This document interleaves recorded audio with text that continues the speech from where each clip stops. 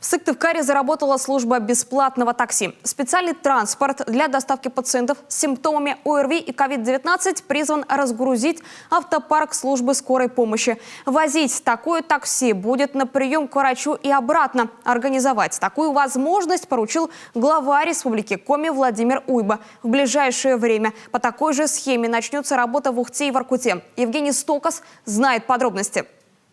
Прождать скорую помощь в течение нескольких часов в период пандемии – обычное дело. Осенью на ковидную заразу наложился и сезон ОРВИ и простуд. Во многие районы столицы, Давпан, Дальнюю Орбиту, Лесозавод и другие, скорая порой ехала по 3-4 часа, а то и больше. С 1 декабря эта проблема частично разрешилась. Теперь пациентов с симптомами ОРВИ будут возить на такси, причем и туда, и обратно. Организовать такую службу поручил глава Коми, когда было решено открыть амбулаторный ковидный центр. Когда поступает домашний вызов с адреса, когда не требуется стационара, когда нужно подтвердить или просто провести осмотр, поставить первичный диагноз, это еще может быть легкая стадия, это просто повышение температуры, чтобы вот такие мобильные такси-скорая помощь амбулаторная, причем, повторяю, переболевшие водители, привозили пациента вот в такой амбулаторный центр. Чтобы вызвать такое медицинское такси, при наличии симптомов ОРВИ не нужно звонить в диспетчерскую службу. Достаточно набрать колл-центр и вызвать скорую на дом. Медики сами примут решение, кому отправить водителя и привезти к служителю Гиппократа, а к кому, если, например, состояние не позволяет, поедет скорая. Человек, который обращается за медицинской помощью в колл-центр, он уже потом не вызывает такси. То есть мы все это передаем уже там сами.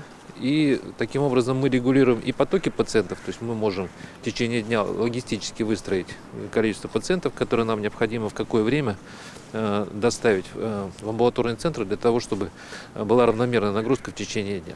Также отпадает необходимость пользоваться общественным транспортом. Конечно, главная задача – не заставлять пациентов ждать. Уже в больнице происходит вся диагностика от забора мазка и крови до рентгена. Но и для медиков разгрузка. У каждого врача скорой помощи от 30 до 40 вызовов в день. И это при том, что работает в амбулаторном ковидном центре 1,5 десятка бригад. Пациенты, которые вызывают и доезжают до сюда на такси, освобождают врача, который ездит на дому, и экономят его время.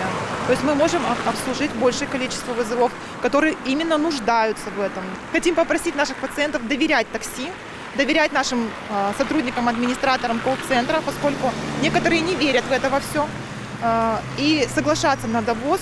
То есть все на самом деле происходит, и мы очень этим довольны. Само собой, после каждого пассажира водители дезинфицируют салон своего авто и работают в СИЗах. Практика уже начинает давать плоды. Благодаря специальному такси нагрузка на врачей серьезно снизилась. Подобные службы скоро должны запустить в Воркуте и Ухте. Евгений Стокас, Олег Юшков, телеканал Юрган.